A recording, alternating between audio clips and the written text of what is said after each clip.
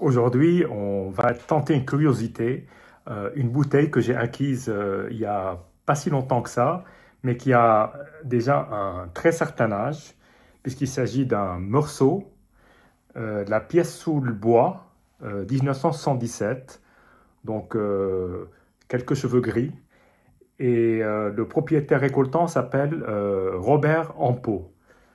Donc voilà, nous sommes sur un morceau, calculons bien, de 44 ans.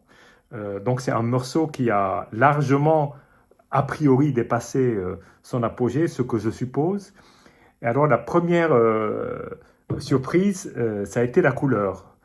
Voilà, donc on a une couleur extrêmement... là on voit pas bien, on voit plutôt que c'est doré, mais en fait c'est doré et avec des reflets rouges presque, comme du thé, d'une certaine façon. Ça ressemble vraiment beaucoup à du thé classique. Voilà.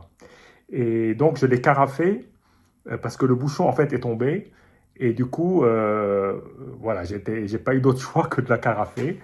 Donc, on va goûter cette curiosité. Donc, une très très belle couleur dorée qui va presque vers le vin orange. Alors qu'à l'époque, le vin orange, je pense que ça existait à peine. En tout cas, c'est pas un vin de macération, c'est un vin blanc sans les peaux.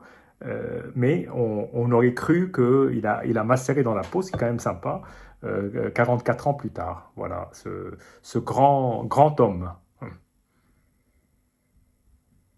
Alors, ce qui est assez étonnant, c'est d'abord le premier-né, qui est un nez qui fait penser à du foie gras et ou à du fromage, même du gorgonzola, truffé presque. Donc il y a le côté bleu, le côté truffé, et puis, le côté gras. C'est un nez assez surprenant. Je dis, à l'aveugle, moi, j'aurais jamais imaginé tout ce que ça pouvait être. Mais là, on est bien face à un vin blanc sec.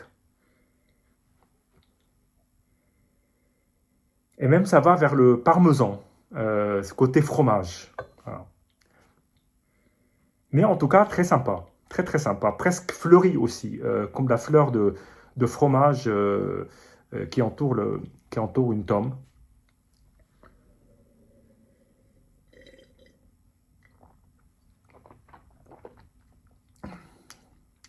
Ah, évidemment, en bouche, c'est un ovni.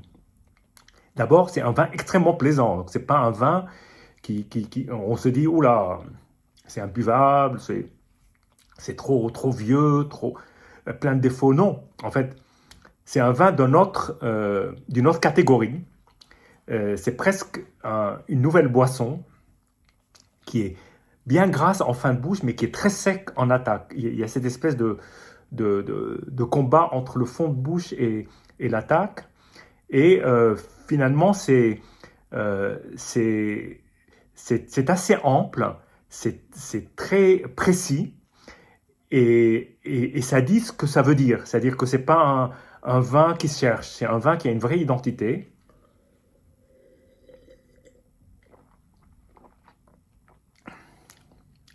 Donc très belle attaque. Comment le décrire? On retrouve un tout petit peu le côté fromage. Alors c'est irait merveilleusement avec un comté par exemple.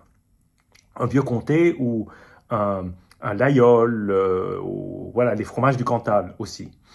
Et puis, il y a cette précision dans ce vin qui est assez surprenante, mais évidemment, on est totalement dérouté. Et puis, il y a une pas très longue, pas très belle longueur en bouche, mais il y a quand même une sacrée longueur qui est extrêmement fine. Et c'est un vin qui est évidemment pas à mettre dans les mains de tout le monde, mais c'est vraiment un très beau vin. Santé et à très bientôt.